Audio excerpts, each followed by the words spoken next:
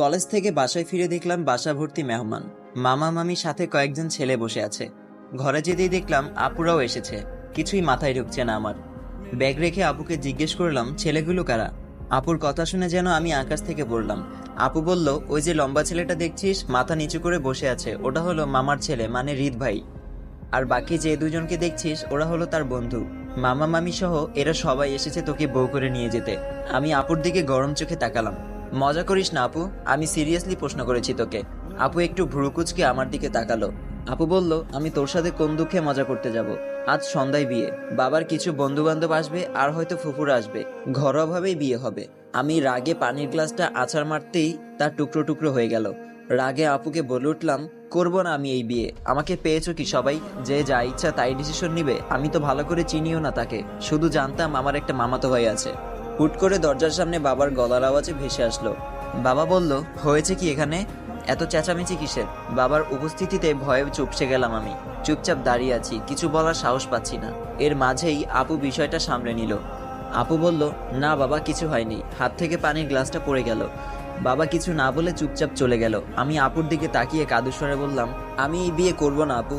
বিয়ের জন্য প্রস্তুতি চলছে, সন্ধ্যার পর বিয়ে। রাতটা এখানে থেকে পরদিন সকালে বউ নিয়ে রওনা দিবে সবাই। আজ কলেজ থেকে যখন আসছিলাম তখন অনেক প্ল্যান তৈরি করে ফেলেছিলাম। গ্রীষ্মের বন্ধ দিল 15 দিন, কত প্ল্যান ছিল। এই 15 দিন ঘুরবো ফিরবো, আনন্দ উল্লাস করে বেড়াবো। আর বাসায় ঢুকেই এমন হাই ভোল্টেজের শটটা খেলাম, নিরুপায় হয়ে মায়ের কাছে গেলাম। কিন্তু কেউ আমাকে বিশেষ গুরুত্ব দিল না। শুধু মামি একবার 2 হাতে ধরে কপালে চুমু দিয়ে বলল, আমার লক্ষ্মী বৌমা। আমি আবারও নিরুপায় হলাম, কেউ আমায় এতটা গুরুত্ব দিচ্ছে না। একটুও মনে হচ্ছে না আমার জন্য এত আয়োজন। আসার সময় খাম্বা মহাশয়, থুকু হৃদ ভাইয়ের দিকে আর চোখে কিছুক্ষণ তাকালাম। এটাই তাহলে আমার মামাতো ভাই? মা একটা লেহেঙ্গা নিয়ে আমার সামনে এসে দাঁড়ালো। আমি এখনো বসে আছি মুখ গোমড়া করে। মা আমাকে ওয়াশরুমে নিয়ে গেল। এরপর আপুকে বলল গরম পানি নিয়ে আসতে।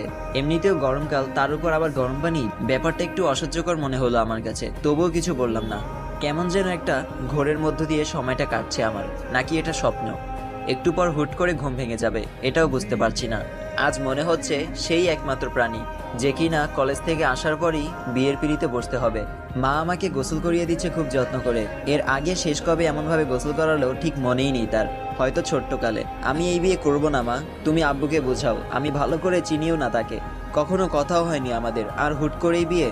মা বলল, তাতে কি হয়েছে? বিয়ের আগে কি আমি তোর বাবাকে চিনতাম? বিয়ের পরই তো একে অপরকে ভালো করে চিনলাম আমরা।